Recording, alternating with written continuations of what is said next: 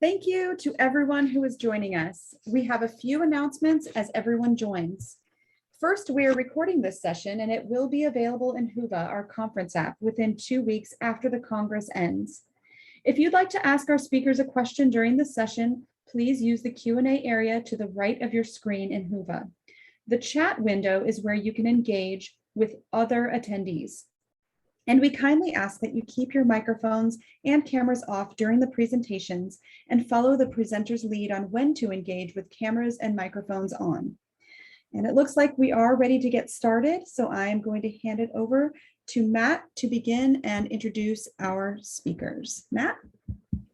Hey, thanks, Mary, and thanks everyone for attending. This is the second day of the session on modeling with Bayesian networks and probabilistic inference. We have what I believe to be a really good session today. We're going to start off with some applications, real world studies, and we're going to eventually kind of segue into some lessons learned and reflections on years of experience. So we are really benefiting from some of the leaders in the field. Really looking forward to it. Our first speaker is Lars Pomara. He is an ecologist with the Eastern Forest Environmental Threat Assessment Center and the United States Forest Service. And Lars, I'll hand it over to you. Thanks very much. Thanks, Matt. I'm going to share my screen.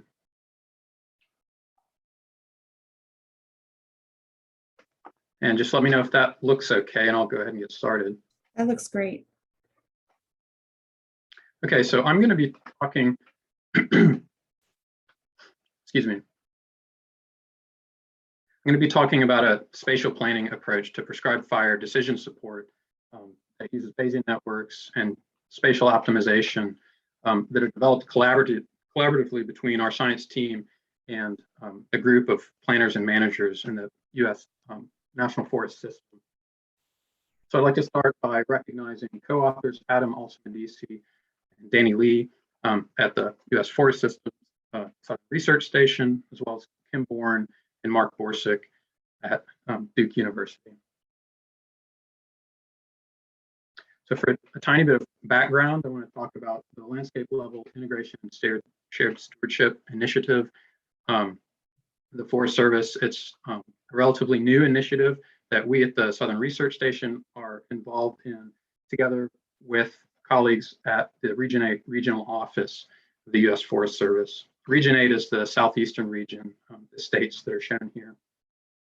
So although the total landscape level integration and shared stewardship program of work is broader than just this, one of the important goals has been to develop an adaptive planning framework that can help the region be more strategic in prioritizing active management investments. And in developing a framework that's scalable from regional scales to more sub-regional and local landscape scales. So such a framework would probably involve at least 3 major step components: identifying shared objectives among partners and stakeholders, to prioritizing management to promote both effectiveness, in other words, advancing those objectives, and efficiency, or best return on limited investment. And then the third step, evaluating and adjusting performance over time, implies the familiar adaptive management loop. So I'm going to be focusing on the second step today, specifically developing some relevant spatial planning tools. Spatial optimization is one such tool that's become fairly standard in conservation planning and related enterprises. And it's good at finding efficient solutions to the problem of where to allocate limited resources when we're trying to advance multiple objectives at the same time under a variety of constraints. As in any kind of analysis, it's extremely important to sort of understand and think about the kinds of data that are being used as inputs, spatial data in this case. I'm showing a few sort of regional examples in the lower left here, and sort of what their use implies about how any resulting prioritization can really be interpreted. So to to talk about that a little, I'm just using this example, and we're thinking here about the question of sort of where we can do the most good by getting more prescribed burning into the landscape. And so if our kind of objectives are reducing wildfire risks associated with wildfire and or reducing vegetation departure or improving ecological conditions.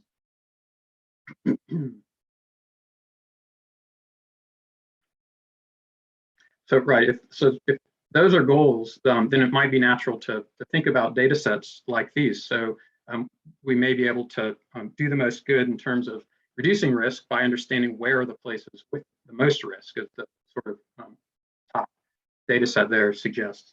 But it's not actually obvious or clear that that spatial distribution is the same as the distribution if we were to think about the question in terms of in any given place, how likely is it that if I were to burn there, that I would actually advance that objective of reducing risk? So this is where there's potentially an opportunity for a Bayesian network application, where we're still working with existing data sets, but using them in a way to develop the new kind of information that's appropriately geared to the real question that we're trying to get at with the spatial optimization.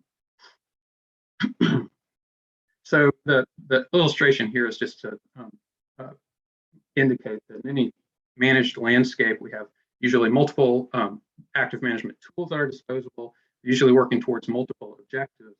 And each objective is likely advanced through any of those management activities through particular kinds of pathways and in different ways.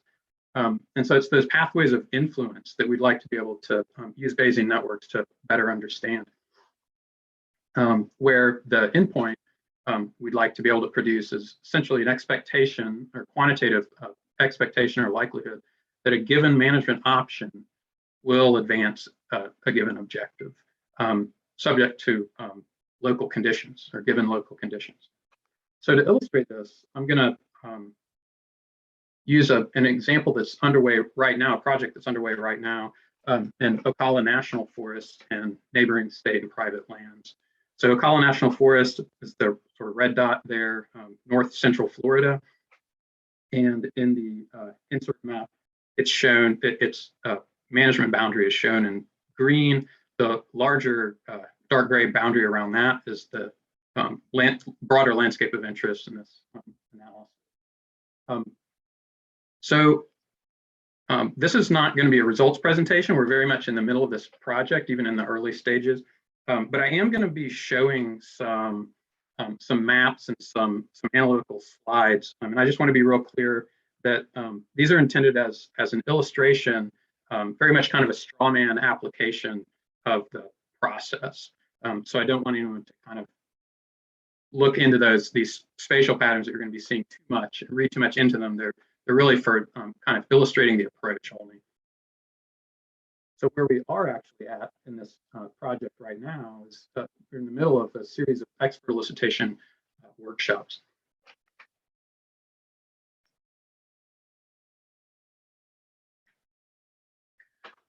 This is sort of the first series of workshops where we would like to have a second series of workshops that focused on the spatial optimization component, which I'll talk about in a moment. The series we're in the middle of right now, the goal here is to construct an expert-driven Bayesian network model that quantifies how prescribed burning is likely to improve ecological conditions and how it's likely to reduce wildfire risk. So we have 7 participants within the National Forest System at 3 administrative levels: the regional level, state of Florida level, and then Ocala National Forest level. So we're using a modified Delphi process. The goal here is to translate the knowledge of experts into a Bayesian model network, and to do so collaboratively. So the Delphi process mainly implies it's a facilitator-guided and structured process that's staged or stepped. and the stages correspond, in this case, loosely to both the series of individual workshops as well as a progressive series of steps in model building. So you can see these green squares where there's a workshop and a sort of a stage at model building dedicated to identifying important variables, and the next step that logically follows that, sort of building a structured model with those variables and so on. So at each stage, individual participants work on the specific problem at that stage and submit those results anonymously to the group. And then the group has time for discussion, reflection, and sort of iterative improvement to reach a group consensus at that stage and then move forward ultimately to a final model. So these are virtual workshops, and we're using the BARD, or Bayesian Argumentation via Delphi online platform that's very recently actually been developed specifically for this kind of purpose by folks at Monash University.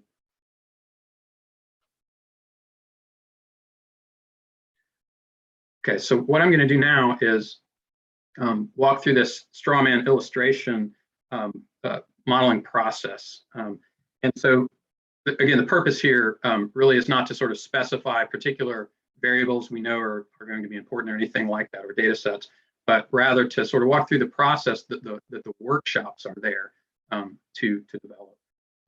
So the first stage of variable development, we can think of it in terms of a simplified objectives hierarchy. So here on the left, we know what our sort of broad two main goals are. And then as we work to the right, you can see sort of more specific and potentially measurable variables, contributing variables to those broader goals. And so these are hopefully measurable things that that we understand are either influenced in important ways by prescribed fire or influence the effects of prescribed fire on other components in the system. And it's those influences or relationships that would be specified in a model structure, like the straw man version that I'm showing here. And so here, so back in the objectives hierarchy, the ones with blue dots on them essentially are represented in this model structure along the top as data nodes. So each of those objectives or components is linked to a spatial data set at those brown parent nodes, and then the influence of fire on conditions contingent upon the states of each of those data nodes propagates through the network. And then at the bottom of the illustration, you can see the outcome in terms of an estimated probability that prescribed fire at that location would improve ecological conditions, and probability that it would reduce wildfire risk. So next, I'm just going to show the same network structure, but just for some quick illustration with the spatial data sets, basically replacing those data nodes along the top arc, and then spatial outputs, replacing the objectives nodes at the bottom there. So on those two larger maps, the national forest is just that same study area, and the national forest is inside that black boundary in the middle of each of those two red and blue maps, where blue are the higher probabilities. So I'm skipping over tons of detail here in terms of the Bayesian network, but the primary points I want to make are that the variables, the model structure, the parameterizations are things that that we expect to that the elicitation workshops are structured to elicit. And then the second point is that right. So in terms of the output spatial maps here, now we have inputs for spatial prioritization that are really more appropriately geared to the intent for the purpose of the optimization. Sorry. So lastly, I've taken here and just moved those two output maps onto the left side. It's the same results of the from the Bayesian network. And then again, the intent here is essentially another collaborative process, probably workshop based, where we would develop a portfolio of scenarios that are realistic for the landscape and for the purpose. And so here, just for a quick illustration, I'm going to show three kind of simple scenario outcomes where we're assuming equal importance of these two input objectives, these two objectives equal weights, and a simple sort of operational constraint that over a 5-year period, over a single 5-year period, we can burn 250,000 acres only. And then the three scenarios just differ in terms of additional spatial constraints. One, no additional constraint. Two, the solution needs to produce more or less spatially contiguous, larger management units. And three, that the solution needs to spread the selected areas across watersheds within the study area. And of course, those kind of constraints will be specified differently depending on sort of what's realistic for the study area.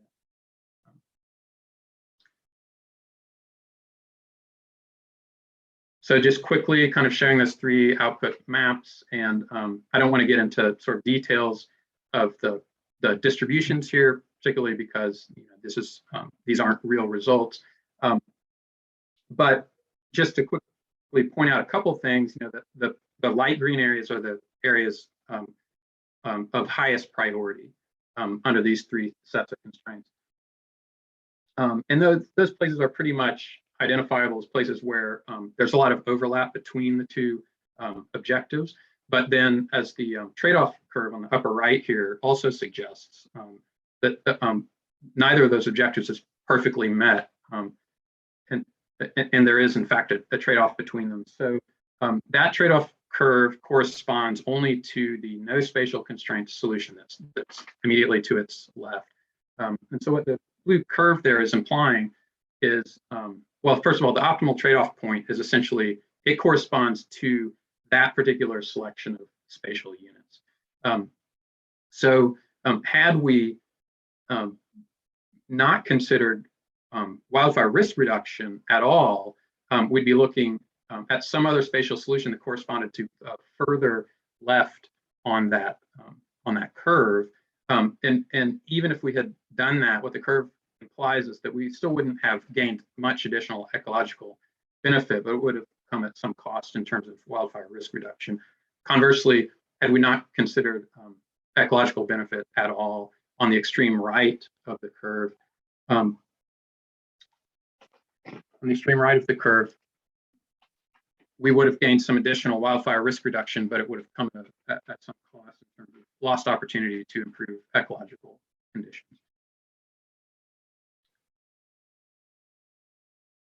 So I'm just going to wrap up, given that this isn't a results talk, by recapping a couple of the two sort of important roles that Bayesian networks are serving in this approach that I've presented. One is a flexible tool for science management collaboration, in this case, collaboratively building a quantitative model.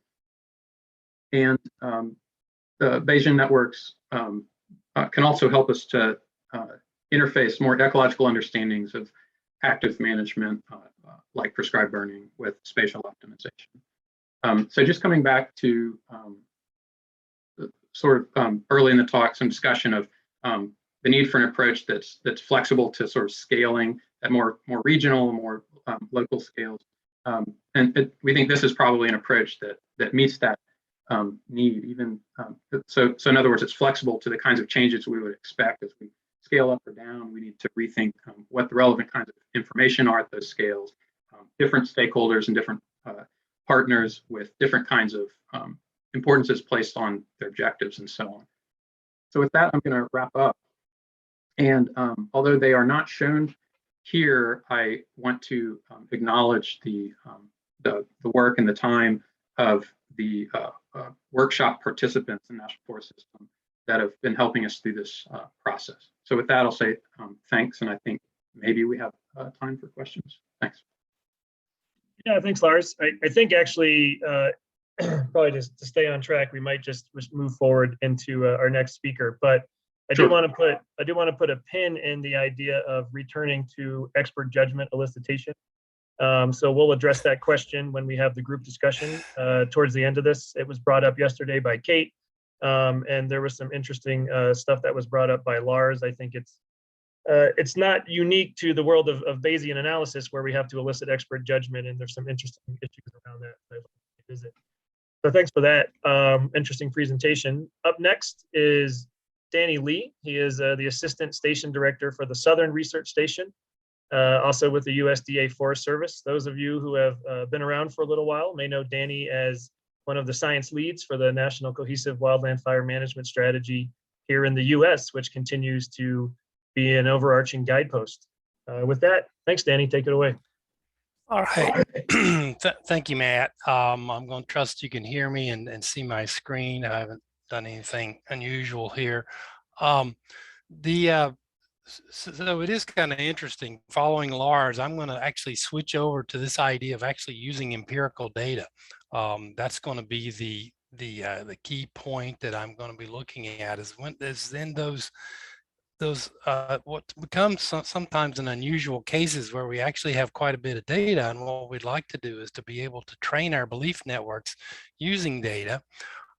There are some tricks that over the years I've become familiar with in terms of how to rely upon correlation analysis and path analysis and some other things to make sure that we bring some rigor into our belief nets.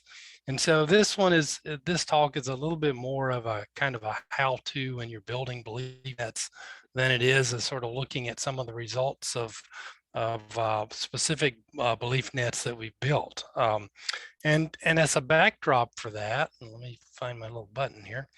Backdrop for that, let me share with you sort of a personal story. 20 years ago, back when, pre-COVID and back when we used to be able to meet in person and actually attend workshops in far off exotic places like Canada. I was invited to a workshop from the Canadian Forest Service to talk about developing a monitoring plan for some of their forest practices in that.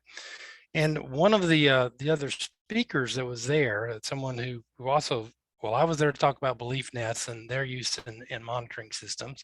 Bill Shipley was there to talk about structural equations and path analysis, and had recently published a book called Cause and Correlation in Biology. And Bill and I were totally unfamiliar with each other's work, but one of the things that we sort of quickly found out was that the things we were talking about were essentially just branches of the same tree. And what I mean by that, and we've actually seen that in some of the presentations yesterday, is that Bayesian networks share a common theoretical foundation with causal modeling. And you can go back to all the way to Sewell Wright, who was a evolutionary geneticist and developed the ideas about path analysis. And then over the years, people like J. Pearl, with an intellect that just kind of dwarfs most of us, was able to develop a whole theory about using probabilistic reasoning in intelligent systems and eventually causality in that. And then what, as Bill says, beyond that, it was just the details and then some of the things that he came up with. The idea here, though, is that, and the premise that I have is that understanding the relationships between the sort of causal modeling and correlation in that can enhance the rigor when we're building our belief networks, particularly when we want to sort of at least make the claim that they are consistent with the empirical or observed data. And where does that come from? Well, let's start by reviewing sort of a conventional wisdom. I mean, we've all heard this, that correlation does not imply causality. It's one of the things that sort of is beat into our heads early in our sort of scientific careers, that just because two things are correlated doesn't mean that one causes the other or vice versa, that there can be lots of reasons why we observe a correlation between things. And if we sort of wrongly attribute that to causality, we can be led astray in terms of what it is that we're trying to affect. Now, what they failed to teach us or point out in many of those same classes where they pounded this into us was that the inverse of that is patently false. That is, to claim that causality does not imply correlation is entirely untrue. And in fact, is that if X has a causal influence on Y, then they are conditionally correlated. And that the conditional part is important here. It all depends a lot on, well, what's the pathway between X and Y? And as we're talking about this, we're talking about causality, not just sort of directly from a direct effect of X and Y, but say an indirect through a whole series of other variables. And in many cases, the pathways between them can follow sort of, if you will, indirect paths that involve some sort of conditioning on another set of variables. And I realize I'm getting way into the jargon here. So let's try to make it simple again and go back to look at something that we can understand. Now, when we're talking about causal modeling and belief nets, we're essentially in the sort of the realm of what's often called directed acyclic graphs, essentially box and arrow diagrams, or in this case, ellipses and arrows, where the causal linkages are captured in the arrows. And the nodes are reflected as variables in some sense. And so let's come up with a really simple one for us here. We know that we're thinking about wildfire and the presence of wildfire in a landscape, that in general, in order to have a wildfire, you have to have some kind of landscape fuel conditions and an ignition source. And obviously, you know, the fuel conditions can take on any number of different sort of values, if you will, depending on how you chose to characterize it. And the same for the ignition source. It could be, you know, lightning or human cause or accidental or any number of other things. Put an ignition and fuels together, you might get a wildfire. If you have a wildfire, then there will be smoke produced, right? And perhaps that smoke is detectable in some sense. I mean, or perhaps not. I mean, you could imagine a scenario where you have a wildfire burning, but you never detect it because the smoke is blowing away from you. Okay, so sometimes there's no detectable smoke, but there's still a wildfire burning. And so these are the kind of the probabilistic things that we can sort of capture in a belief net. Now we can look at this network and say, well, that's a very simple one, just a couple of nodes, no big deal here. But even this network has some interesting features, and we can ask ourselves, so what are the conditional dependencies or independencies that are captured in here? So we ask ourselves, what does the graph imply? Well, are any variables conditionally independent? Hey, Danny, I'm sorry to interrupt you. I just wanted to double check that we're still seeing just the title slide. If there was like a slide showing this graph that you're hoping that we're looking at. Oh my goodness, really? Well, I clicked through it before and it worked. I don't know what. Well, let me find out something else. Let's see.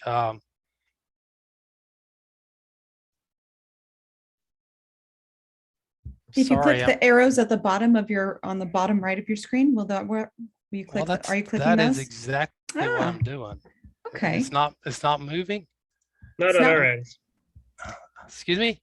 Not on our end. No. Not on your end. Okay. Well, I'm sorry, guys, but my screen is paused. How did that happen? How do I unpause it?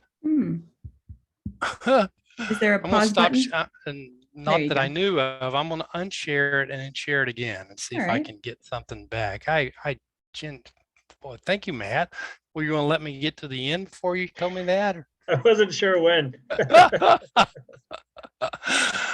Okay. That says I'm sharing, and does this change now? Yes. It does? Yep. Okay. Thank you. All right. I will try not to touch too much at this point and see if I can keep from messing it up. All right. So here's our directed graph. You just heard me talking about it, the 4 nodes, arrows capturing causality, asking ourselves, what does this imply? You know, what is it that's sort of embedded in us? Are we looking at any sort of conditionally independent nodes? And we could look at the node and say, well, yes, smoke is conditionally independent of fuels and ignition if wildfire is known. What does that mean? Well, what that means is that if there's smoke, there's likely fire, regardless of the fuel conditions or ignition source. So what we're basically saying is that if we know there's fire, okay, we know there's a wildfire there, then it doesn't really tell us a whole lot, you know, how to say this, if we change what we know about smoke, knowing that there's fire, then it doesn't say very much about what's going on with fuels and ignition.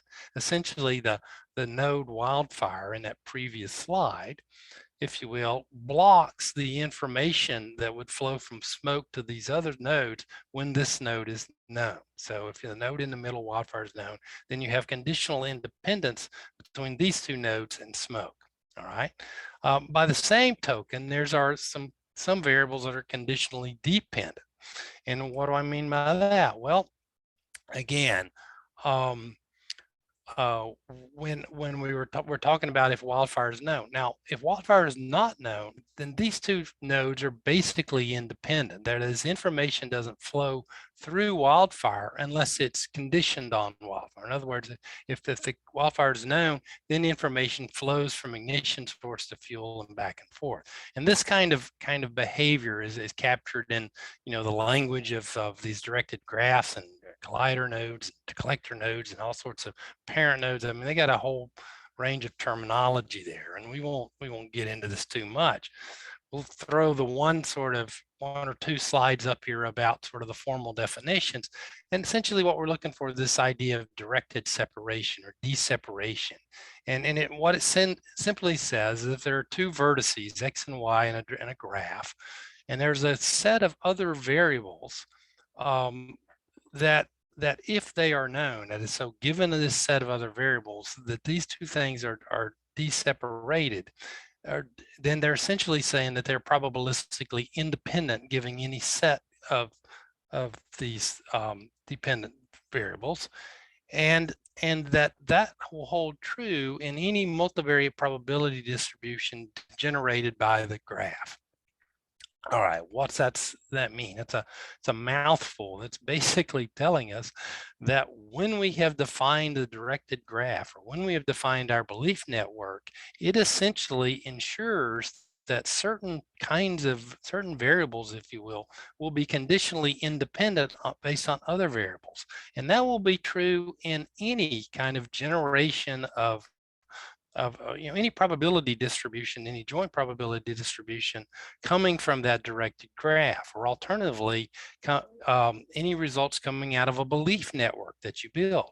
So if you build a belief network and it has a certain structure, it has sort of baked into it a series of conditionally independent statements that are unique to that particular structure, and you can't sort of work your way around them in any way. And it's because, and so you can think about it as this sort of this basis set, what we're going to call this set of conditional independent statements, basically then gives us a powerful way to start to think about how we can compare what we've sort of hypothesized in our belief network with some independent data that we might have gathered to look at the network. And so that's what all that language is about there. Well, let's move on. So this leads to sort of a general approach for sort of testing the structure of a Bayesian network. Or if in Bill's sort of terminology, it leads to a structure for testing any kind of directed cyclic graph with empirical data and find out whether you've got the right kind of graph. And so the sort of the simple process, as you're familiar with, is you test the predicted and observed independence claims implied by the graphical model. If there's significant differences, you reject the causal model. If there aren't, then you can tentatively accept the causal model and keep testing if you want. And Shipley's book has lots of details on how to do that, and I'll try to quickly go through it. So some basic steps: we propose a model, build us a graph, however you want to think about it. Got a belief network out there. Identify the basis or set of probability statements that collectively define the structure of the belief network. And we can talk about, there's formal ways for doing that. There's sort of algorithms you can work through for that. We won't get into all that, but just trust me, you can do that. Using standard statistical tests, calculate the probability of each conditional independent statement from the basis. Okay, in other words, pull out those statements, use whatever test you want. Use a pyramid correlation test, any number of other kinds of chi-square tests for categorical data. Any number, doesn't matter. Mix and match them, doesn't matter. Get a p-value from each one of those. Throw them in this kind of Fisher C thing, and you basically end up with a statistic that would follow a chi-square distribution with 2k degrees of freedom under the null hypothesis. Okay, standard statistical kind of stuff. Like, who's a Bayesian talking about standard hypothesis testing, right? Well, in this case, it's useful. Okay, it may not mean exactly what kind of think it does, but it's a useful way to essentially look at it and say, well, the causal structure that I proposed is consistent with the data that I have, as shown by this useful statistic. And if it's not, we can reject it and look at alternatives. Well, and there's always plausible alternative models that one can construct in these belief networks, particularly when you have multiple kind of data sets. So I'm going to quickly sort of show you what I mean by that. So here's the simple net. It's got essentially this kind of simple structure where you've got one parent node, two child nodes, two going into one. Two parents going into one and then one into one. Very simple thing. If this were an actionable belief network and I clicked on any of those nodes, you'd see the probabilities change in all of the other nodes because there's essentially information flowing across the entire network. Now, if I decide to try to condition on some of these variables, let's say that I condition on the variable A. Well, now I've got a circumstance where if you look at when condition on A, and I ask myself, well, are any of these other variables now independent given A? And they are. What happens when I change from sort of an unknown about A to, on B, make it false, then I see that nothing happens to C. So C stays exactly the same as it was. The others are changing, although albeit not very much. But we're seeing, oh, there's a conditional independence between B and C given A. Okay, that's good to know. That's consistent with the graph. There's also sort of looking at, well, how could we make that perhaps dependent again? Well, if we condition on both A and D, we now find that B and C are no longer independent. In fact, what's happening is that the information flow that was blocked by not knowing D is now opened, if you will. So there's a pathway where you can think of it as the information goes from B down to D, bounces back up to C, and changes the probability of C. So there's how we've essentially, we know that now that the statement, sort of the B independent of C conditional on AD, is not true in this particular graph, and so that would not be part of the basis. So if we looked at that and we found that, well, when we looked at the data, what we find is that when we condition on A and D, we find that B and C are in fact independent, not dependent, as is showing up here. This tells us we ought to find a different model. So maybe the alternative model is we now route C around D to E, so that the direct influence, or the influence between C and E, now is sort of flowing directly instead of bouncing through, coming through D. This is a network that would be consistent with the conditional independence statement that we offered up about B and C, conditionally independent of A and D. And I don't have to show that, but that's what's going on. All right, well, what's all that about? Well, in many cases, we deal with things that have lots of different nodes, and this is actually one of the simpler ones that Matt made reference to the cohesive strategy. In the cohesive strategy, we compiled like literally hundreds of variables, summarized at the county level, tried to build belief networks to understand relationships among them. And as we tried to work on that, we tried to incorporate some of these ideas, so that recognize that we could there are various statements that are implied by the graphs. There's ways to test each one of those sort of linkages independently, looking at that, find out ways to improve upon our network so that the empirical data at the end, we can say our empirical data is not only sort of used to train the network, but in fact, our network is built upon correlation structures that we observed in the data sets themselves. And that's sort of blowing through quickly, and we don't have time for questions because I wasted my time trying to figure out how to advance the slides, and apologize for that. Thank you, Matt. Yeah, no, thanks, Danny. That was a lot to digest. I think it'll segue into an interesting question for the group discussion, which is going back to maybe the expert judgment thing, some of the pitfalls of relying on expert judgment alone, if there's a possibility of building a flawed model that the data underlying wouldn't support. And I think that was part of what your point was. Yep. And so we'll put a pin in that too. I took a note. There was a question in Huva that's we'll address later from Dennis. That's probably most relevant for Lars. So thanks, Danny. We will switch now to Wayne Landis, who is a professor at Western Washington University. Wayne is also the director of the Institute of Environmental Toxicology. He's been applying Bayesian nets in the Pacific Northwest and perhaps elsewhere for a long time now, and he's here to share some insight and wisdom. Thanks, Wayne.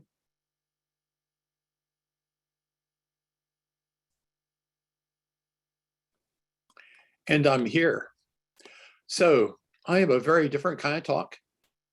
We really mostly all work on very specific sites and so forth.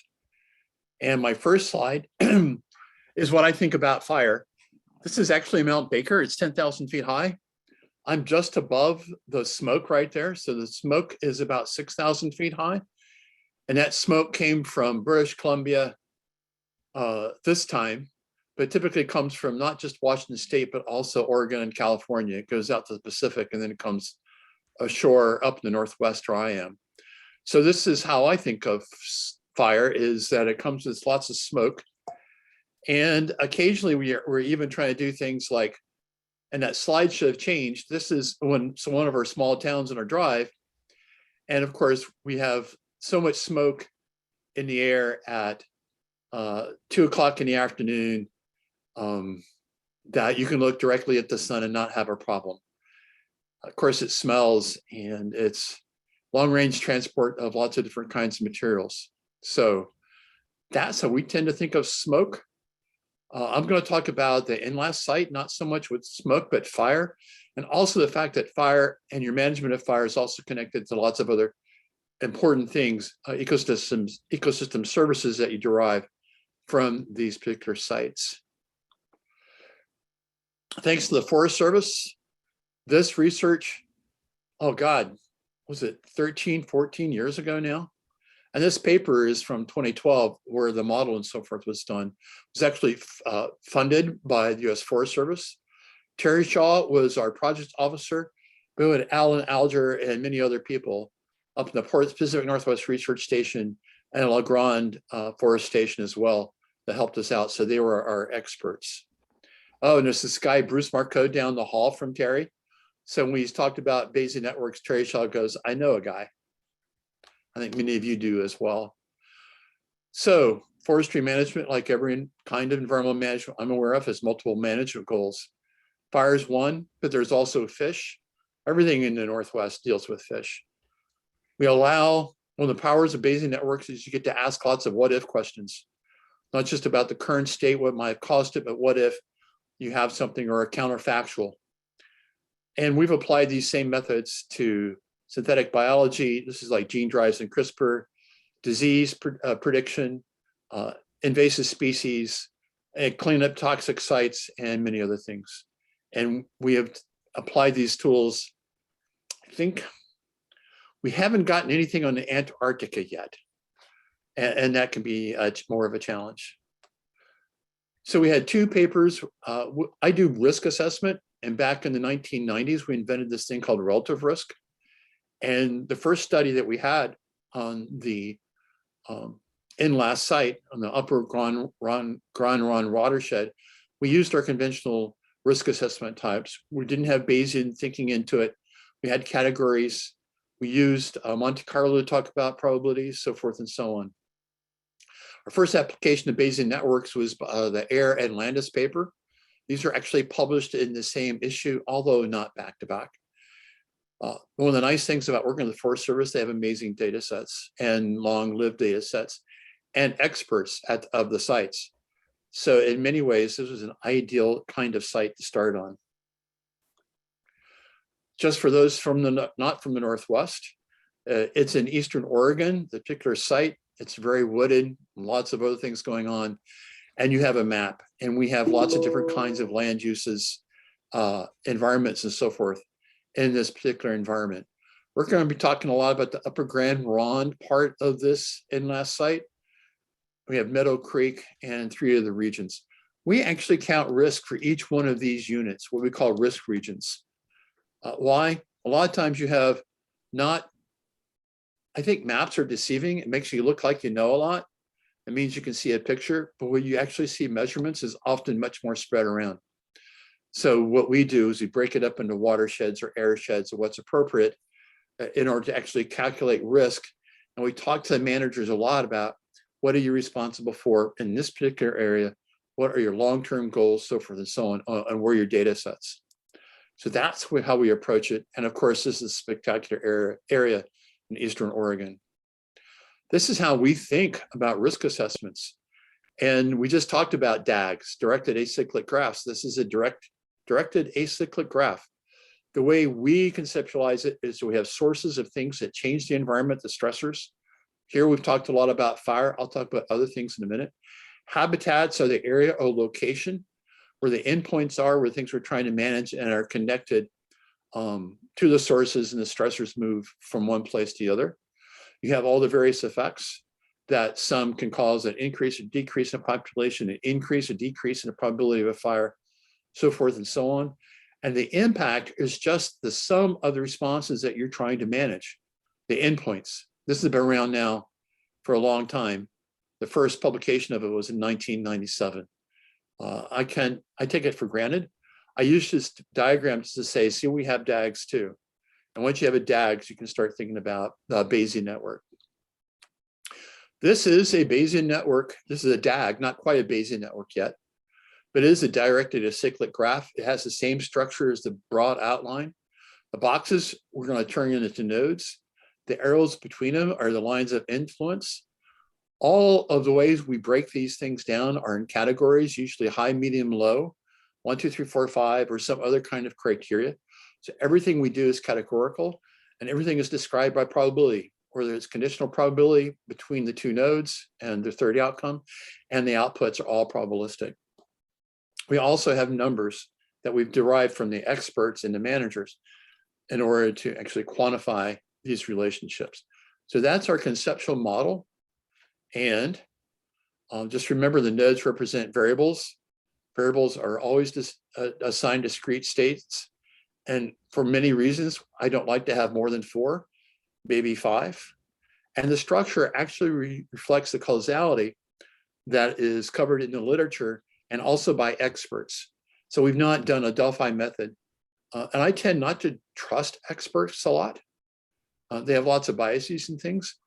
So I go, oh, you're an expert, show me the data. And this is all based on the conceptual model we just talked about. Boy, I bet all of us have seen this so many times.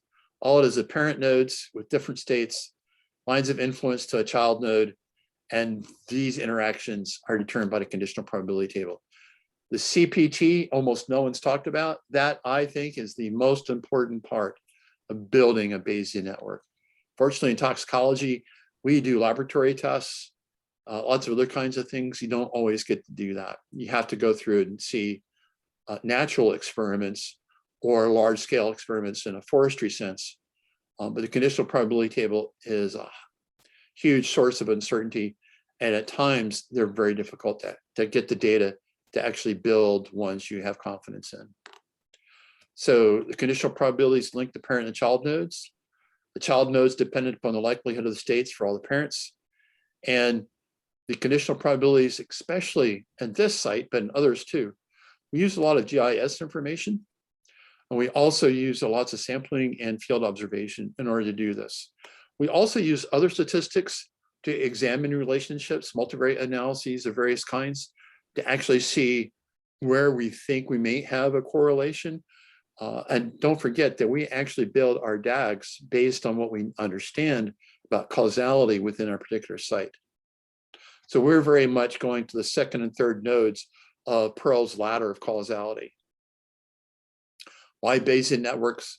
They don't care where the data comes from, they're happy. Uncertainty is reflected in distributions, they're updatable, and we can predict both the input and output variable states. So if you give me a certain output, we can actually run it back like in a Markov chain Monte Carlo to actually look and see what the inputs would likely to have been. And here's the one for the UCR watershed of NLAS. So it's really in some ways simple. We have the kinds of management aspects at the top, the kinds of habitats and where we're measuring in the middle, and the outcomes of the last layer of this particular Bayesian network. We have some nodes that while they only have 4 states, we have 5 inputs into. Pretty soon, if you're not careful, you have a conditional probability table with thousands and up to 1 million cells. That's where it becomes difficult. Fortunately, in this case, we're working with the US Forest Service and those experts, and they're enormously helpful. Also, what wonderful data sets. And this is 2012. Think of the tools we have now. It's disturbances that are at the top, habitats and endpoints. So this is very similar to the relative risk model, that directed acyclic graph I showed first. And this is always how we build these models a priori. We have the disturbances, forest management, grazing, insects, and wildfire. And these are actually management tools, things that they do and they manage in order to get the outputs they want from that particular site.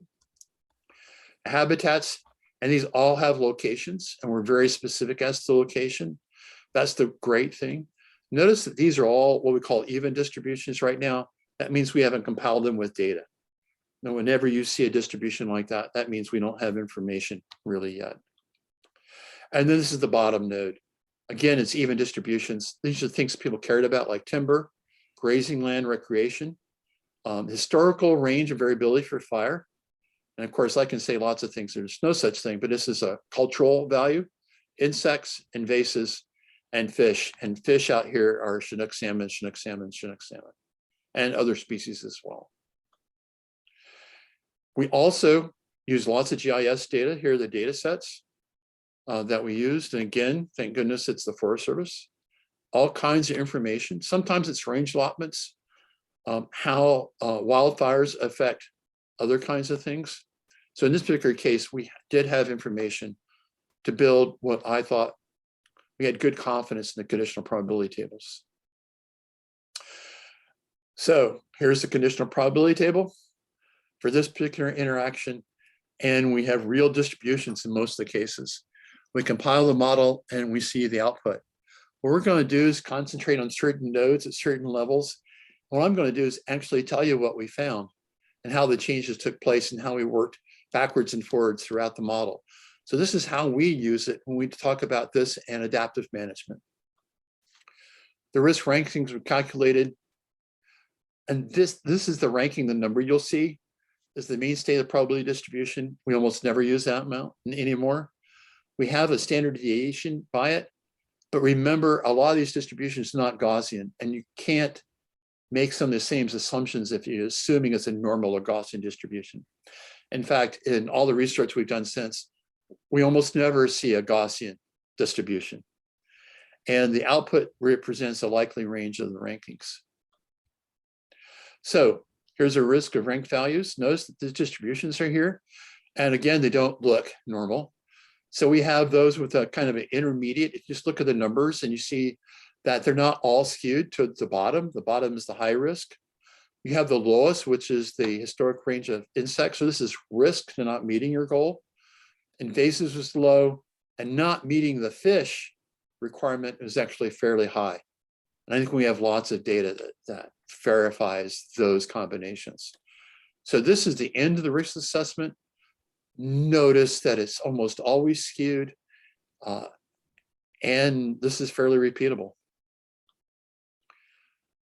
We can solve the model backwards, set the endpoint risk values to desired level. In Netica, it will calculate backwards to find the inputs that would provide those distributions. And then you can ask questions like, are these parameters things that can be managed? And you may have to go, which endpoint has priority? Because you'll find that while some endpoints are improved, you're not going to maximize every endpoint. And we've learned that multiple times. So here are the initial conditions for the initial grazing and so forth.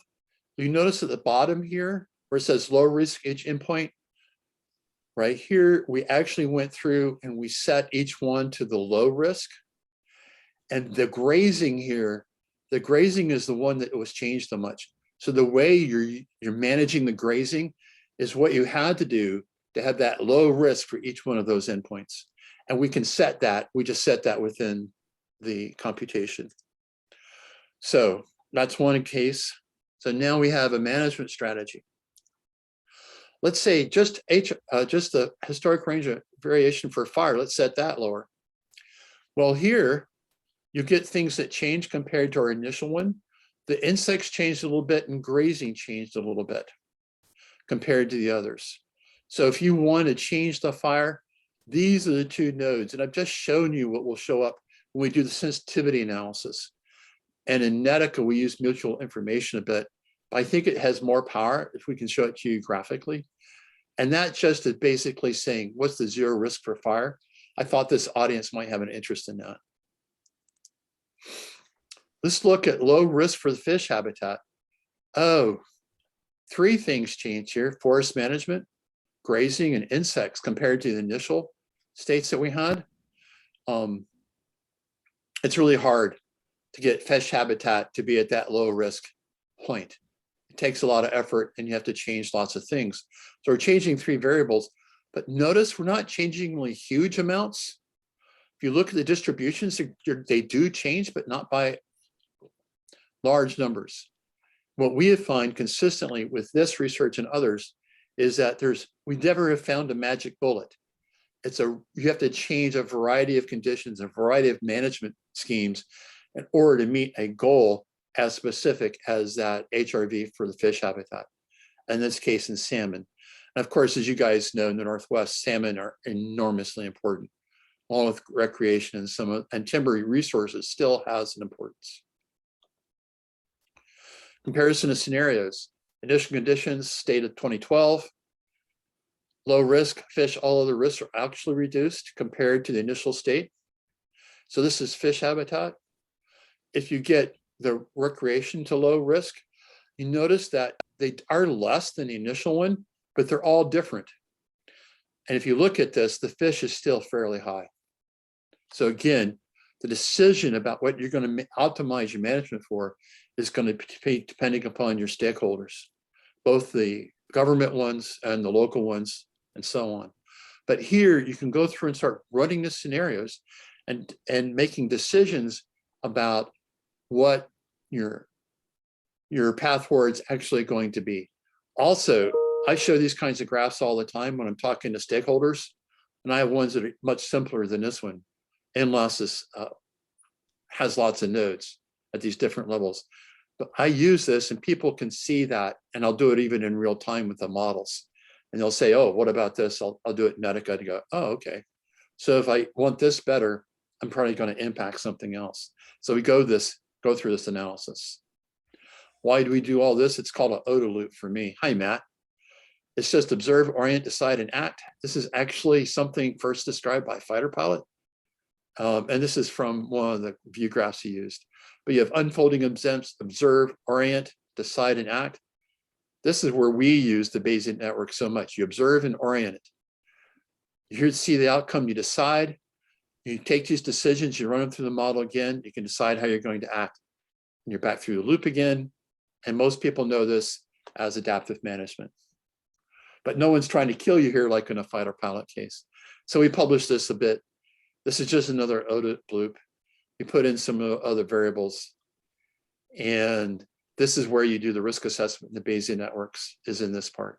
adaptive management. Why Bayesian networks? Lots of reasons. Adaptable, multiple stressors are always going on. You can interact with management, pictures and numbers, and the pictures work. And risks do not always go down together. Like in this example, in fact, we've had things, if you manage for one, risk of other endpoints go up. And this is actually a 3-minute walk from my house, and I can go take a break now. Thank you very much.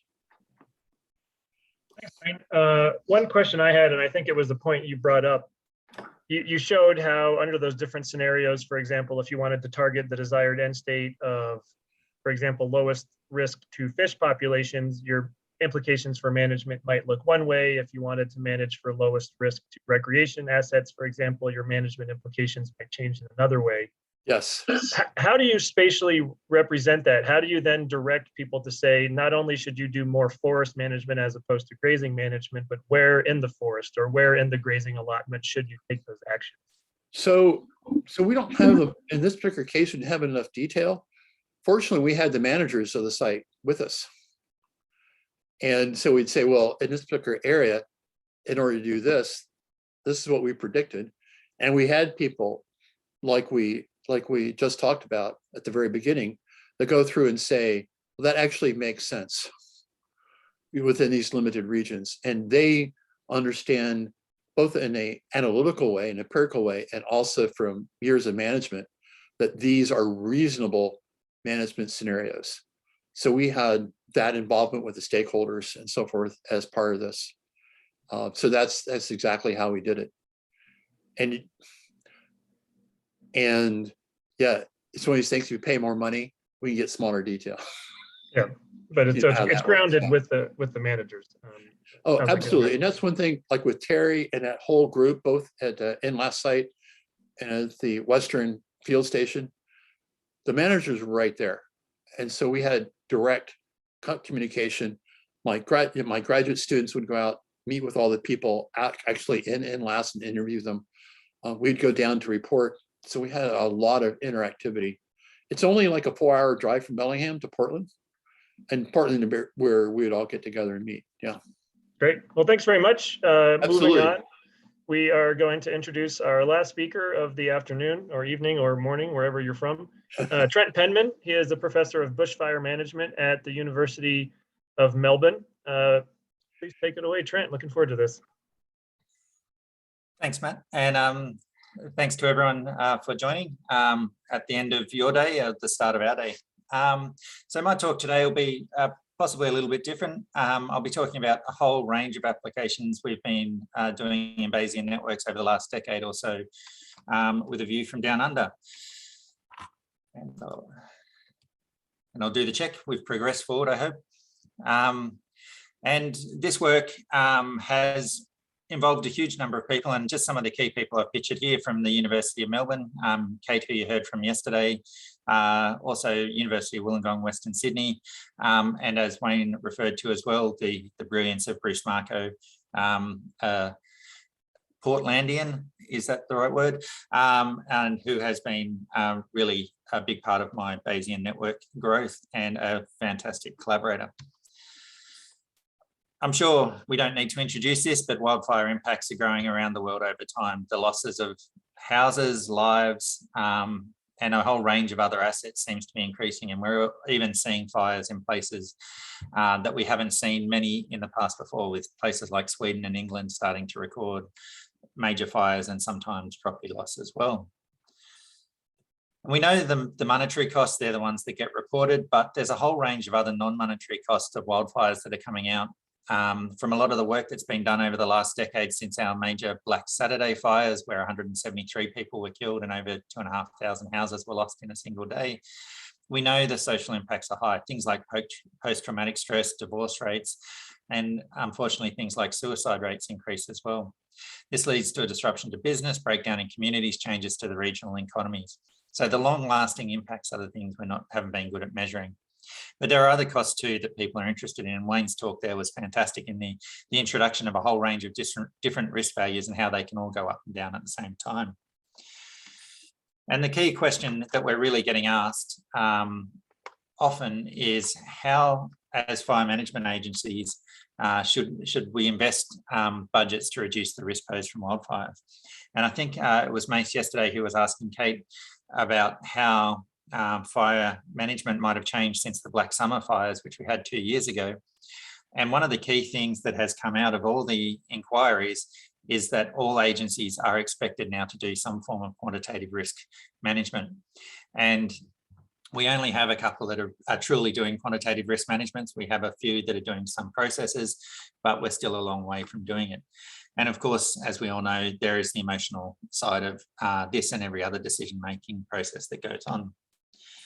So we started this idea about 2010 or 2009, sorry, with the idea of this very simple conceptual model. In order to understand the impact of fire on assets, we need to understand the process right from the predisposition of the landscape to ignition, the likelihood of that ignition, whether the fire grows, how it grows, whether or not suppression resources can contain it, does it then travel to assets, and then what are the impact on those assets? We know, of course, the natural environment affects all of these factors. The fire weather too affects the likelihood of all these different processes. The built environment can also affect things. So likelihood of ignition by more likely near roads and houses, etc. Growth by roads possibly slowing it down, containment, access, etc. And we also know the pre-management can affect it. So things like fuel treatment, suppression resources, community engagement.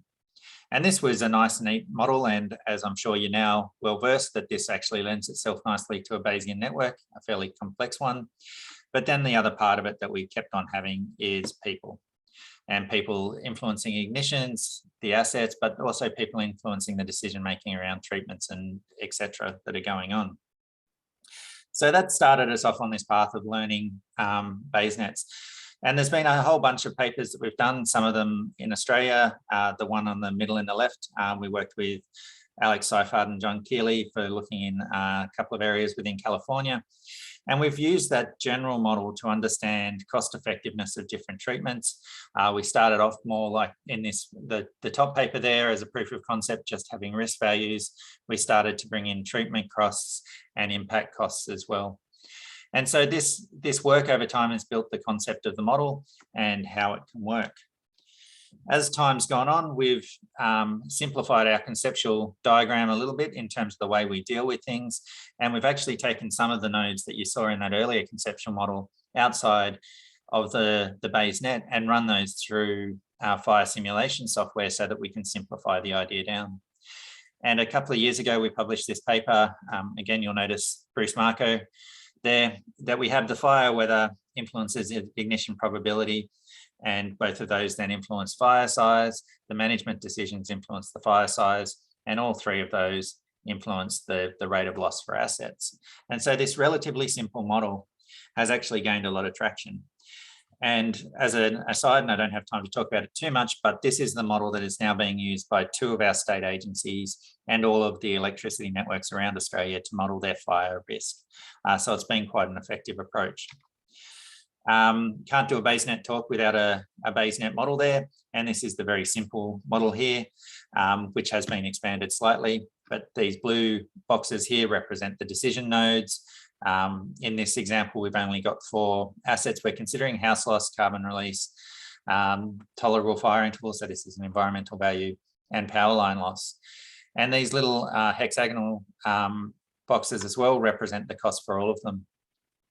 So one of the great things you can do with BayesNets, which I think has been alluded to a few times, is when we make a decision, one decision, we can look at the optimized cost on another decision. So here we've selected burning in the landscape at 1%, and we've got then what this means for varying rates of edge treatments here. And so E is edge, and the numbers that you can see represent the different rates of edge treatments. And so if you're burning 1% of the landscape for this case study area, the best or the cheapest option here is actually burning very little of the edge. I think the lowest value, actually I've taken out the 15 one there because that's actually the best solution. But you can use these decision values around the cost of implementation and the impacts that you have. From the output here, we had 49 different management treatments that we had. So that combination of 7 landscape treatments and 7 edge treatments, 7 by 7 gives you 49. And we can go through the annual costs that are there. And so we've grouped them here in the colors. The colors represent the landscape treatments and the different symbols represent the edge treatments. And these are annualized costs, taking into account that network you saw before. So the very best treatment that we have, or the cheapest one, is about a 60 million annualized risk cost.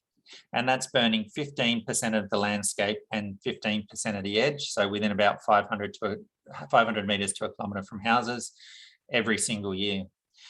And I'm pretty sure it'd be the same in the States and Canada, but in Australia, there is no way that that would be considered an appropriate way to burn. So then we have to start to look at some of the other options. And we can see there's a whole bunch here from landscape 0 up to landscape 3, with varying the amount of edge treatment that gives us different, a sort of a mid-range annualized cost. And then doing lots of burning in the landscape is one of the most expensive options with the highest cost overall. So we can come up with an optimal solution. There's a numerically optimal one, which is just not socially acceptable. And then we can work our way back through. We can also then break this down to the different assets we have there. So circled in red there on each of those different assets, we see the risk cost on the x-axis and the asset cost on the y-axis. And we can see that while the optimal solution, if you like, is very good for the environment, it has the lowest environmental cost or impact, it doesn't have a great carbon value or power line value, and the house lost is sort of a low to mid-range sort of value there. So what we can then do is go to our second or third solution. This time it optimizes really nicely for houses, power line and carbon, but not so good for the environment. But we need to start to make these decisions. And something that I've heard a few times there is these networks are not decision-making tools, they're decision-informing tools. So while we can come up with the right numbers to support a decision, it still needs to be made considering other things which will be outside the network. Another approach that we've taken with the Bayes nets is that we've modeled risk as it currently stands now using a fire simulation and running that through the Bayes net. And that's what we see here as our current situation. We then work closely with land managers and fire managers to look at a range of strategies they would propose over a certain amount of time. And then we calculate the risk costs there. And here we have a bunch of, we have 2 burning solutions. So prescribed burning within one area called ACT and prescribed burning in ACT and New South Wales. And then a series of no burning areas for different amounts of time. So allowing the fuels from now to accumulate. What we find is that at the moment, these are the ranks of the treatments based under some simulations and some uncertainty values we've included. Unfortunately for the managers, or fortunately, depending on which way you look at it, their current risk is the lowest risk that they have. Whatever they do going forward, they're going to increase their risk somewhat. But this joint management approach, where burning within their landscape and within the neighbouring state gives them the best second solution. And then as they exclude prescribed burning or fail to do any prescribed burning, the risk gets higher and higher until they achieve some sort of theoretical maximum state. This work was done before Black Summer, and these curves obviously would change according to that. But these sort of solutions where I guess it's a bit of a cottage industry, where we're just actually starting to do these ideas, are also developing into broader scale risk plans where people can start to say, here's our risk plan, this is how much we're going to reduce risk by if we do these actions. And that creates an accountability for those management agencies. A major project we undertook with University of Wollongong and Western Sydney is we looked at the idea of whether or not there's a consistent solution to fuel treatments across multiple regions. We did 11 different landscapes. We looked at lives, houses, power lines, and the environment. Again, the same combination of edge and landscape treatments we talked about. And we did a bunch of analyses on the outputs. And there's a couple of papers there that have summarized these results. And what we consider is on the x-axis, we have region 1, on the y-axis, we have region 2, and both of the values on these axes represent the annualized risk cost. And these are just some examples. So if we had our 49 solutions occurring in roughly the same way, we have this top graph here where we have a similar solution. So the best solutions are somewhere down the bottom for both regions. The most expensive solutions are similar for both regions at the top, and the rest remain in the middle. And in the next graph, these will be pictured as a blue dot. There are those where the solutions are completely differing wherever you are. So the best solution for one is not necessarily the best solution for other, and vice versa. But it's really just a scatter across. And these will be sort of an empty circle, if you like. And then we have the idea that the solutions coming out for two different regions might actually be contrary. So that's where the best solution for region 1 is actually one of the worst solutions for region 2, and vice versa. And they will be appearing in a red dot.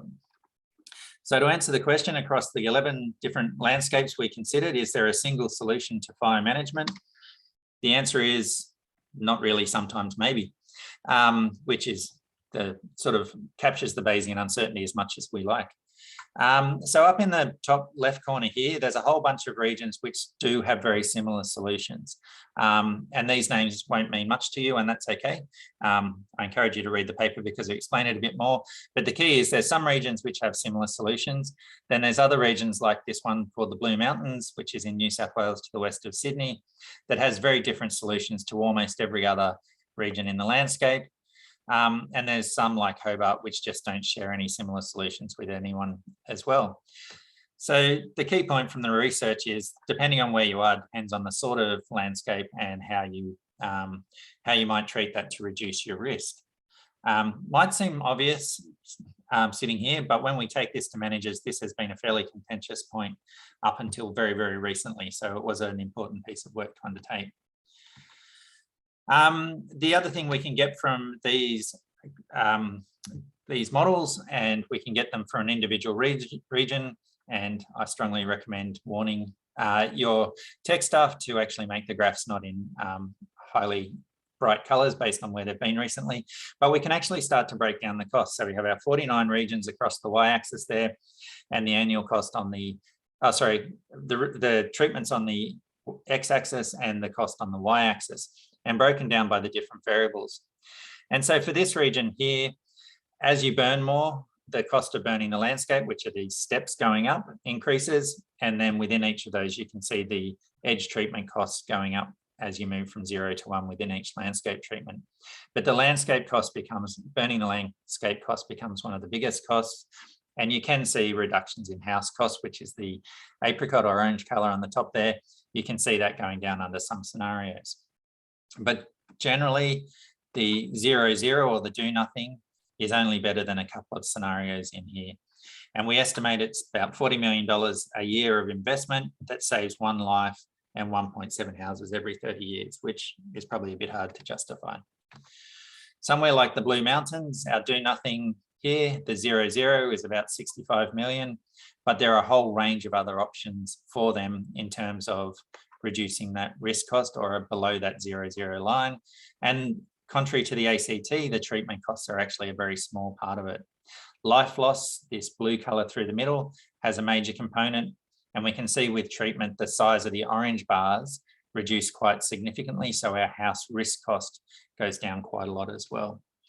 And so it's important not only to take the overall picture, but the different components.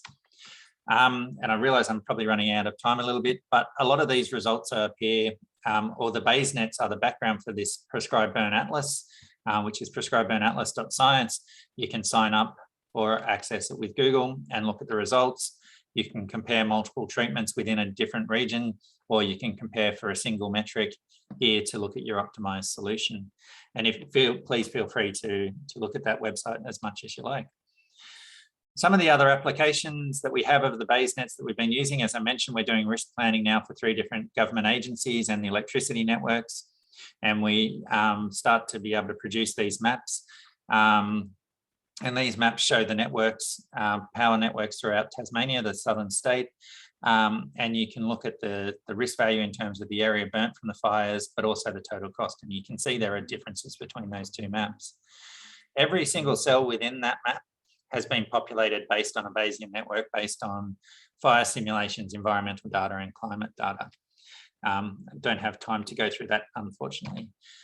Another application that we've had is many years ago, well, 2013, we put together a definition of preparedness for residents for wildfire. And that appears in the paper there. And the New South Wales Fire Agency then took this and used that to create a website where residents can go in and click the attributes that they do or don't have. And it provides an assessment of their risk and tells them whether they should stay or whether they should go in the case of a fire under certain weather conditions. We also work, Christine Erickson is a social scientist who was at University of Wollongong and who is now enjoying the Swiss Alps. And we looked at preparedness here in a research sense for understanding the drivers of preparedness. And without going into the details too much, the key thing here was we're able to take what social researchers often do, which are single factor analyses, and go through the network and look at the relationships to understand why people do and don't prepare. This is a fire suppression tool we've developed. This is going to be used within agencies, within people sitting in the incident control room. When an ignition comes in, they will make a decision. I won't have time to go through the details here, but this was developed using BARD and the IDEA protocol, which we talked about earlier today and yesterday. We've also used continuous Bayes nets, which no one's really touched on yet, which is available in the UniNet software to look at the effect of forecast errors on fire growth projections. And finally, we've also been using continuous Bayes nets in looking at environmental relationships with fire and predicting population dynamics with fire for a whole range of questions there. And my very, very, very last example is we've recognized the limitations of Bayes nets for some of the risk analysis we want to do. And we've actually developed a fire regime model, which has a series of Bayesian networks embedded in terms of ignition likelihood, timing and place of ignition, suppression success, fuel models, but also the risk metrics that are in there as well. And so this is enabling us to move forward. So I'll just finish by saying the key lessons that we've learned, and hopefully this feeds into the discussion, is that we can develop all the Bayesian networks we like, but the ones that have been most successful are those that we've actually developed in conjunction with the people that are going to be using them. So the research ones, we can sit in our own little room and do those, but the ones that we want to work with government for, we've worked with them right from the development of the influence diagram, right through to the population of the CPTs. And there are so many different applications for Bayes nets in research, operations, communications, and many more we haven't thought of. And just wanted to finish by thanking Matt for putting this session together, because it's been fascinating seeing what's going on around the world. Thank you. Yeah, thank you, Trent. That was incredibly comprehensive. Good, not only breadth, but also depth. One quick just plug, and then we'll segue into the group discussion.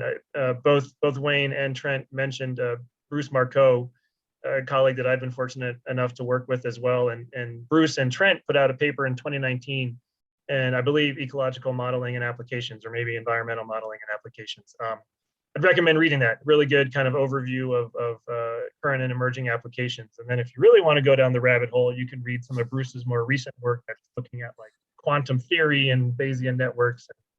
You need a couple of coffees before you do that. At this point, we'll segue into the group discussion. And so for those in the audience, if you have additional questions, we have one from Dennis there right now, but I'll ask Danny, Wayne, Danny, I see you're already there. Okay, and Lars, if you wouldn't mind also joining us. So we saw a lot of kind of a range of interesting presentations today, looking at detailed case studies, modeling, and methodological, if not theoretical, considerations, experience from working with practitioners, and range of applications. So I don't quite know where to start, but I'll take a stab. Here's one thing that I noted. We saw the benefit of the flexibility of these tools. In some sense, they're intuitive to build, and that the influence diagrams are understandable and maybe effective as a communication tool. But then when we went under the hood a little bit, we saw that they can actually be pretty complex, ranging from Danny's description of the underlying probability of the directed acyclic graphs and conditional versus unconditional. And Wayne mentioned how conditional probability tables can blow up very quickly. We also saw a range of ways to go about building those models and building those conditional probability tables. So here's the question. We looked at using expert elicitation as a way to populate these tools. We looked at using existing data sets as a way to use these tools because of concerns around biased experts. And we looked at using synthetic data or simulated data from fire simulation modeling systems. And so I'm wondering if folks wouldn't mind just kind of comparing the comparative pros and cons of those different types of input into the construction of a Bayesian net, or any pitfalls to watch out for if there are prospective users of Bayesian nets in our audience. I'm happy to have a first stab at that, if you like. Sure. We've certainly used all three types and used all three types sparingly, if you like. Working with, I guess, fire ecologists or landscape ecologists, they'll always tell you the empirical data is the gold standard. And that is a bias they bring. So starting with empirical data, it has been collected, but it has been collected under a set of assumptions, and I think that often gets forgotten. So it's important to know how applicable your data is, and what are the assumptions there, and what are the things you're not capturing within that model. Also within the empirical data, often with the CPTs, as Wayne talked about, you've got these large tables, and you might not have all the combinations there. So thinking about how you will overcome some of those limitations in the empirical data is important too, because it's pretty rare to have representation from all the different categories when you're dealing with broad landscape. Some of the smaller systems, it might not be such an issue. Expert elicitation is an extremely valuable way of getting data for a BaseNet as well, because you can start to partial out the effects and get them to focus on a single combination. And like empirical data and simulation data, there is good and bad expert elicited data, and making sure you follow the right protocols and ensure you have a diversity of experts is really key. And it's not my field, the understanding of expert elicitation. I'm more a practitioner around that, but there is a huge amount of literature on what works and what doesn't work, and how to capture the uncertainty. And I think that's another value of it. And then simulation data as well is acknowledging the limitations, the same as the other type. You are representing a paradigm or a point of view with that simulation model, and not pushing it beyond that model, but acknowledging those limitations. One thing, though, I think that's really key is that we don't have to build a model on any one type of data. I think it's really exciting that you can have a model, and I didn't really go into it with ours there, but we had a model that had simulation data, spatial data, expert elicited data, all brought together within the one model, and we can update those as needed and as we go. Whereas there's not a whole lot of other statistical techniques that allow you that versatility. Yes, so Trent, that was a great point. I have models all the time that have also laboratory data for exposure to toxic chemicals. So we'll have all these different kinds of things when most people just throw up their hands because the uncertainties, all these assumptions make about sampling. We have none of, we don't do any of that because you can't. But we have internal to each one of those standards for like a laboratory test versus going a population model or sampling the fish in the field. So I think that's where the robustness comes from. The other thing I don't think, and I know I didn't talk about as much, is the uncertainty, is explaining clearly what the uncertainty is in each of these processes, because that's what we're mixing up a lot, is the uncertainty analysis. And for each node, we write a description with all where the data came from and all the uncertainties we think are there. And I don't know if you guys do this, but there are times I will extend the tails to make sure I don't miss an extreme condition. And people say, well, why do you do that? Well, I know that these are these additional uncertainties in that data set. And so I don't want to miss the tails, because I find in my work, the tails can end up driving to extremes. I don't want to underrepresent a potential outcome. So yeah, but I use all in one model all the time. Yeah. Danny, any comments relative to kind of the insights from your presentation? Well, yeah,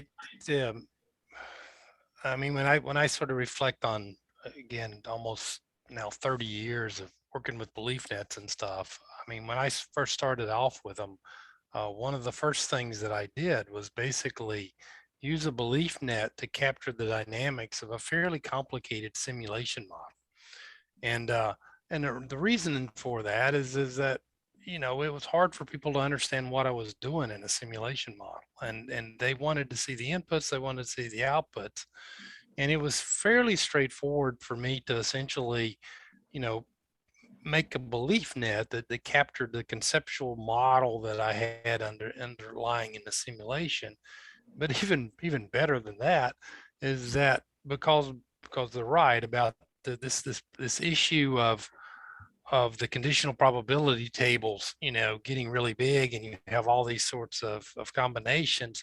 Well, that's not a problem with a simulation model. You just simulate the bejeebers out of it until you filled in all the cells, and you can get things that, you know, you'll never observe basically occurring because, you know, and you know, think about it, and Wayne and others have hinted at it too.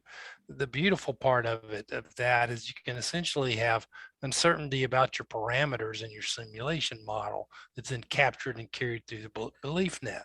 And so I learned a lot about building belief nets, using data, understanding about the sort of the what I call the propagation of the uncertainty through the network, the attenuation of the signal. All of these things came primarily by playing with simulated data, you know, because I knew the structure that was there. I knew I had the right structure. I had the data. I had the data to parameterize it. I could play with it and all sorts of things. The expert elicitation has always been one of those things that invariably you get to it at one point or another. At some point, you have to ask somebody, but what do you think? Yeah. You know, what do you think about the structure? What do you think about the inputs? You know, what do you think about the relationship? We haven't measured everything. The examples that I was sort of working on from the cohesive strategy was one where we did have a lot of data. We had, again, like I said, hundreds of variables for every county in the United States that were summarized, and then it took a whole range of things. And there were problems, yes, with all of those data sets. What we were trying to describe was the relationships among the data we had. We weren't trying to say this was a reality that, you know, we were sort of mimicking. We were saying, no, here's the data sets that we have. These are the relationships that are among it. If you're going to try to figure out what it is you need to look for from that data in order to make inferences about this phenomena, this is what it looks like. And this is how BeliefNet helps you interrogate the data sets that you have and understand what's in there. So I think, you know, all the things the guys are saying are correct. There's a place for everything. The key part that I keep coming back is whatever you do it rigorously, you know, so that you can replicate it, so you can back it up, so you can respond to those, you know, you got whatever you do, you're going to get criticism for folks. Oh, that can't be right. You know, that doesn't look right. That doesn't, you know, your belief net doesn't capture my system kind of thing. So you're like, well, okay, well, I tried the best I could. This is what it does. These are the inferences that I can make from my analysis.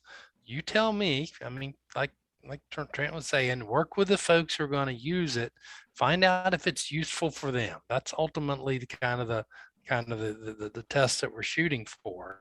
And I've found that over the years that, you know, people sort of come around to even if they don't understand how I did it all, it's like once I start showing, okay, you tell me, you describe a situation to me. Let's run it through the analysis. Now, does that make sense to you? Oh yeah, that makes sense. Okay, now let's do it again. And so you play that game enough, then basically, you know, the idea is to learn something from the analysis, to be able to make generalizations, to do exactly the kinds of analysis that we've shown, you know, that folks are sort of showing here. Yeah, so speaking of two things you said, one is if you're going to do whatever form you do it rigorously, and second, make sure that you're working with the managers. I'll piggyback on those and segue to you, Lars. Curious how much time and effort went into teaching the managers that you were working with in Florida how to use that BARD expert elicitation framework, whether there was like extra effort into debiasing it, or in your experience, there's going to be more buy-in with the optimized prescribed burning results as a result of having, been through from inception to construction of the model to interpretation of results. Sure. So yeah, I mean, we're actually halfway through that first series of workshops right now. So we've only done 2, and so I'm starting to get a feel for it, certainly. And yeah, I think it's kind of playing out that way. And then in the beginning, it's kind of like, well, why exactly are we all kind of here? Because it wasn't, the way it worked was from sort of a more, basically the regional office, and kind of from sort of a higher level, kind of this idea of to the national forest and said, well, does this sound good? And so at first it's kind of like, well, why us? And what are you exactly trying to do? To progressing to sort of a more understanding of what we're after, and that we really want to work with them and get sort of their understanding of the system.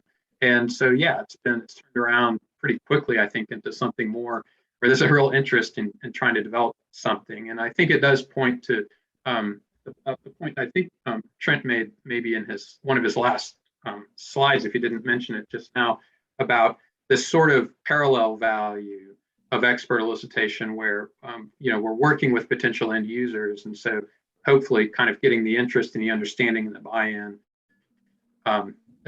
that comes with that investment.